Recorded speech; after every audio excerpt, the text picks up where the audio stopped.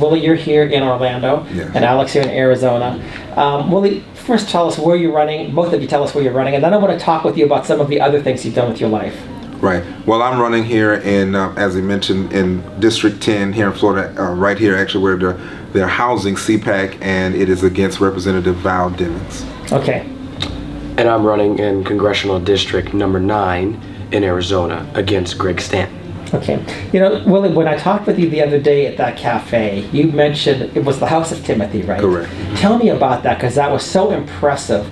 And just to start to tell me about what that is all about. Sure. House of Timothy was birthed out of the need for those that did not have a father figure. One, I didn't have a father figure. Two, I watched my brother struggle with drug addiction such as marijuana. Then it moved up to Lortabs, and it moved to heroin, and he overdosed a couple times, Narcan. He's currently incarcerated until 2023, and actually was caught doing crack inside of prison. So what we saw in our family was a divide, father not being there, mother pretty much at work. I stayed with my great-grandmother because my grandmother had passed away when I was 2. And so I always have seen a need for there to be development and cultivation of men, even though that's not what I knew at that time, or that's what I needed, until I got old and realized that there was some trauma that was there. Right. So I grew up with some anger issues, bitterness, some things that where I could not receive from a male figure. Right. So before I moved to Oklahoma in 2007, and I went to Bible college there, I prayed, and my prayer was that God would allow me to have a platform to allow for those that needed to have a voice. So that was what it was. I didn't have those that helped to cultivate my voice and my opportunity to really be who I felt like God was calling me to be, even at that age. Right. So at 14, I got involved with politics. At 16, I started my first church, moved to Oklahoma, went out there, started church. That's really when I went through a lot of things dealing with suicide and depression because of rejection and just different things that really had to be, cleaned out of me. So as I moved to, that was 2007 to 2014. 2009, I went to India. I had a great experience over there with Who are you with? 15 degrees. Yeah, who are you with? Mission? No, I actually went with just myself and my best friend. We went up there and stayed for 5 months in 115 degree weather. I have to mention that it's really hot over there. But in that process, that's when about 2010, I started opening up my house, and I started allowing guys to stay over there that was coming from the schools. We were hearing about them that had no father figure, so I let them stay there. I had like a 3-bedroom, and it was like 2 in each room. The room was I was actually sleeping in the living room. We had so many people that was in there that they were sleeping underneath the dining room table because it was so many. And so what happened from there, I started having the call of House of Timothy. I didn't understand it was going to be what it was today, but at that time it was a concept. It was just a house for men. Later down the road, someone had come and ministered to us and shared that they saw me with a hospital for men. Later on, I moved to Florida. 2015, we got our 501c3. I knew it was God because it took us 1 week to get our 501c3 status, which normally takes 6 weeks to 6 months to a year. So we was able to get that in 1 week, and in that process, we developed a whole plan to take in ages 18 to 25. From there, I realized that parents was needing help with their children as young as 7. So I started going from 7 to 25. We started going into schools. We started housing them and come in with substance use, drug issues, mental health, behavioral issues, whatever the case may be. And then we realized that not all of them have those types of situations, but each of them needed some type of cultivation. So we developed mentorship, and that's business mentorship, that is personal mentorship, that's now political mentorship. It comes in the form of just cultivation. And this promise that I made to God was because I went to pastors, and I'm big about being transparent. I went to pastors, and they would not mentor me. They would not cultivate me because I didn't fit in the behind the scene roles that they want to live. So I wasn't mentored there. I didn't have a father to mentor me. Didn't have the cousins or the uncles to mentor me. And so then what I realized was that I was called to be that person that would have to learn from the ground up. So it was a lot of scars, a lot of hurts, a lot of pains, but God called me to start doing that, and that's where I'm standing today. I'm standing here because it's a call. I have many that call me Pops, dad, papa, whatever. I have an adopted son that came through. I adopted him when he was 19. Florida's adult adoption state. He was part of my program. He's 24 now. He has my last name, and I continue to do that. I stopped. It wasn't every year I was adopting one, but we had to slow down because the state actually makes you take full responsibility of it. So I had to slow down because it is a lot of work when you do that, especially when they're 18 or 19. But the purpose of that was that we don't realize that when they age out of the foster care program, a lot of them never get adopted. Right. Ages 15, 16, 17, they never get adopted. And because of that, they're wanting that forever home. And I was like, why do we do just babies, right? So my concept was that they're individuals too. They may never actually call me dad or want my last name, and that's okay with the state of Florida. And they may never come over every day, but it gives them the feeling of a home, that someone has taken them in as that child, that parent that they never had as well. And so that is why I am where I am today, standing up for restoring the nuclear families, restoring the hope in relationships in general with people, as we spoke the other day, in the disconnected families, and how we have spent so many decades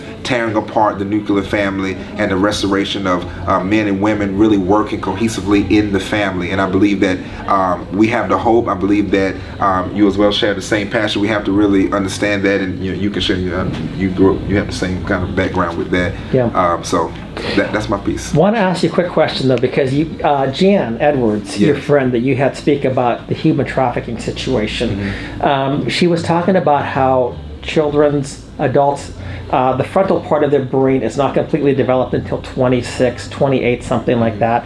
And yet in our government, they acknowledge a person as being an adult at age 18. And so what you were saying there is that there's something about, there's an age where people are still needing somebody, but basically, well, he's age out of the system. Now he's no longer our responsibility, or she, or whatever. And yet you still have perhaps another 6, 8, 10 years that person needs somebody to provide that mentorship. So that's a very interesting model. It is, and I'll tell you this because I believe in faith-based principles. So I'm going to give this, my PhD is religious studies. So I'm going to give this little bit here.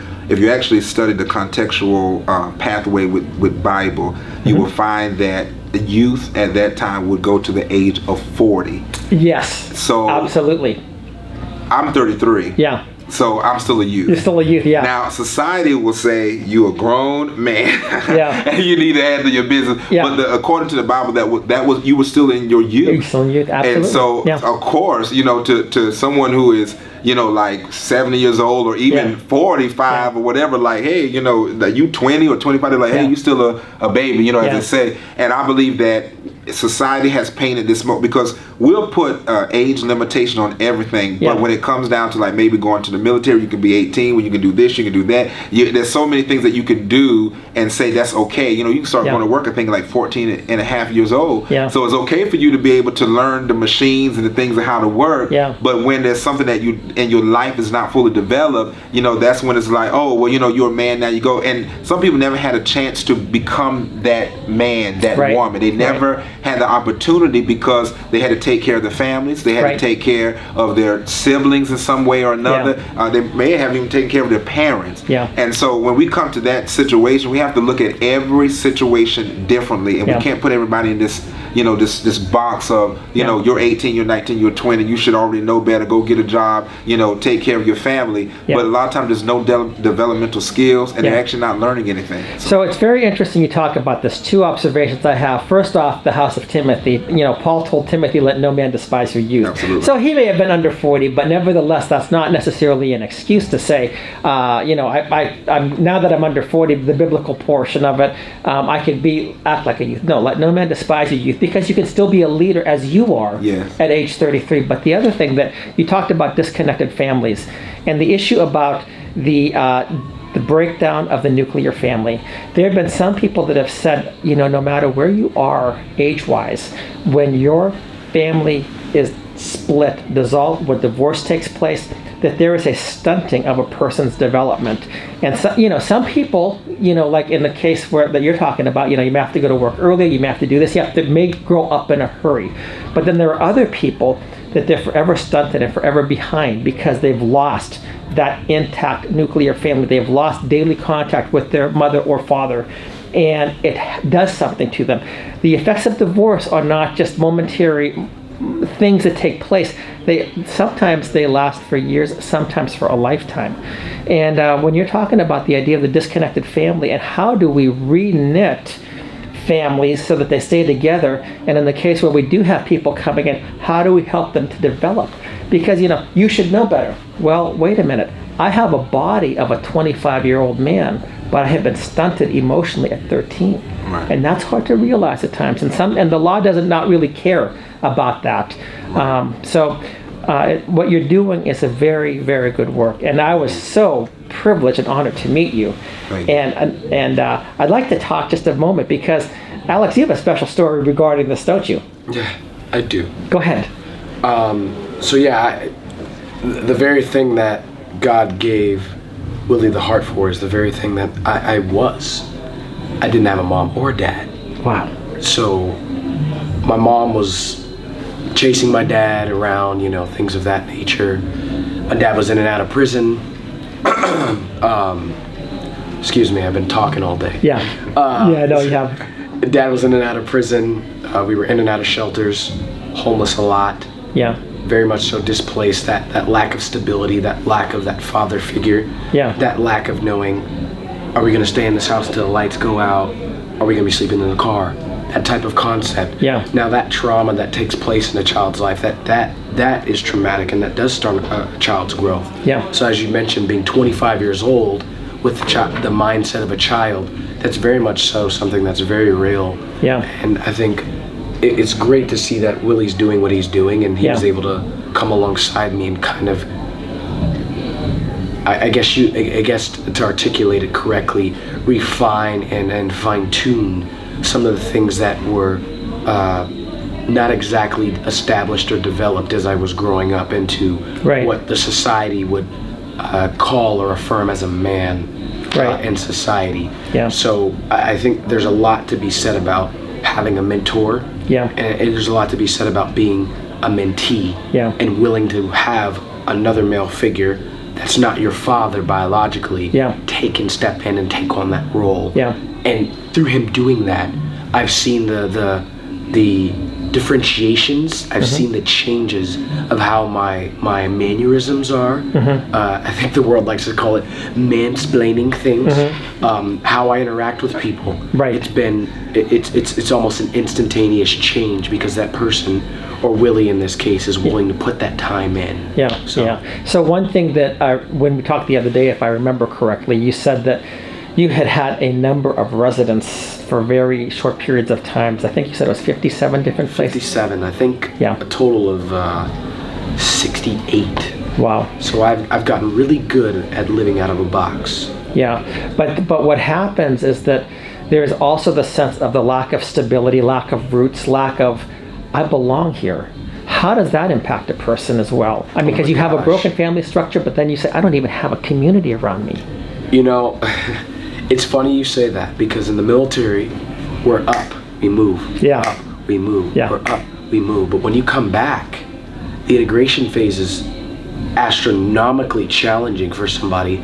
But then you add on the never had a place to call home. Yeah. Oh my gosh. Yeah. It's like your head explodes because you're like, wait, I have to stay here for a year? Yeah. You want me to do a lease? Yeah. What is that? Yeah. I can't just leave in 90 days? Yeah. So that was like a radical, mind-boggling change. I mean, the headaches I had from the nights of like, what do I do? Why am I still here? Yeah. And it doesn't just affect you in a stability aspect, but also an emotional aspect. When you're interacting with a woman, or you're interacting with friendships, or you're interacting with relationships with other men, you're thinking to yourself, all right, 90 days, this guy may or may not be here, so let me just mouth vomit everything over him, and let me just get everything I can get from him in the next 72 hours because I could be leaving. Yeah. So that survival mode is very, very, very hard to pull a person out of when they've done it for so long. Yeah, and it certainly does not create the type of person that would have strong relationships, stable relationships for the future. But tell me, what exactly was the impact of meeting Willie and having him mentor you? So, I mean, I could flip out a notepad, but to give a brief synopsis of what that would look like and how that looks now, I've had a lot of bitterness towards men, period, because I didn't have a male figure, and everything that I had was Hollywood. Yeah, it's which is a lie. It's a horrible, horrible example of what a man should be like or how a man should treat his family. Yeah, and then you see somebody that Willie that steps into that role and says, actually, Peter Griffin is not what you should be trying to replicate. Yeah. This is what God would say a man should be, and this is what God would say a man should articulate and express himself. Yeah. So seeing Willie do the things he does, not just with me, but through other people, he's walking alongside people. Yeah. He's reforming the concept of what it means to be a father, not just for men my age, but men older. Yeah. You don't stop being a father, until you're dead, obviously. Yeah. But it's a full-time job. It's a lifelong job. Yeah. So that's what I love about Willie, and that's what I love about what he's doing with these kids.